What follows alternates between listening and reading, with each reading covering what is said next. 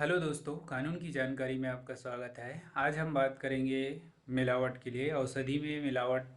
आज आजकल कई ऐसे आदमी होते हैं जो अपने फ़ायदे के लिए जो दवाई होते हैं, दवाई बेचते हैं, उसमें भी मिलावट कर सकते हैं। तो यह कौन से धारा के तहत दंडनीय अपराध है और क्या दंड मिल सकते हैं। तो चलिए स्टार्ट करते हैं। यह भारतीय दंड अधिनियम धारा 274 और 75 के अंतर्गत किसी भी प्रकार की जो औषधि है, चाहे दुकान में बेचते हो, चाहे कहीं किसी भी जगह पे बेचते हो, चाहे मेडिकल शॉप में बेचते हो, यदि उस दवाई में, उस औषधि में कोई भी प्रकार का मिलावट होता है या मिलावट दिखता है, तो आप जाकर कंज्यूमर फोरम में उसकी शिकायत दर्ज करा सकते हैं। यदि इस तरीके का मिलावट दवाई यूज़ करते हैं तो साइड इफ़ेक्ट हो जाता है, बॉडी में कुछ अलग ही इफ़ेक्ट हो जाता है। वह कुछ इस तरीके से बोल के उस प्रोडक्ट को बेचते हैं कि यह आपके लिए बहुत फ़ायदा है, इससे आपकी जो प्रॉब्लम है वो पूरी की तरीके से ख़त्म हो जाएगी।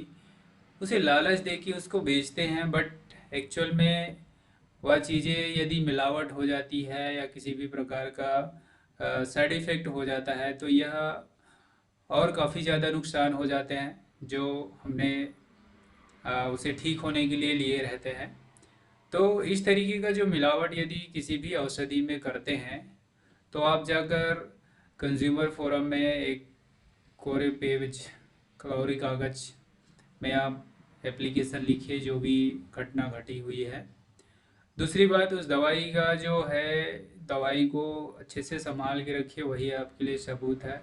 दूसरी बात, यदि वो दवाई कौन बेचता है उस जगह पे कुछ ऐसा प्रूव हो। आजकल जेन्युइन जो होता है वो रसीद होता है। यदि आप किसी भी दुकान से कोई भी दवाई लेते हैं, कोई भी औषधि लेते हैं, तो आपके पास कुछ ना कुछ रसीद होनी चाहिए जिससे आप उनके अगेंस्ट एफआईआर दर्ज करा सकते हैं। अदरवाइज वह बच जाएंगे, आप कुछ नहीं कर पाएंगे क्योंकि आपके पास प्रूफ ही नहीं होगा। क्योंकि यदि आप बोलते हैं कि ये दवाई इनकी दुकान से है, तो कई सारे दुकान हैं जो उस टाइप का दवाई बेच सकते हैं। तो आपके पास पर्टिकुलर एक रिसिप्ट होनी चाहिए। आप किसी भी जगह पे शिकायत दर्ज करते हैं, तो चाहे फोरम में करो चाहे पुलिस स्टेशन में करते हैं, जो आपकी दिक्कत आ रही है उसके खिलाफ।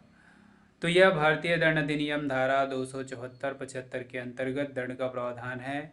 उसको सज़ा के साथ साथ जुर्माना भी लग सकता है। तो आज के लिए बस इतना ही।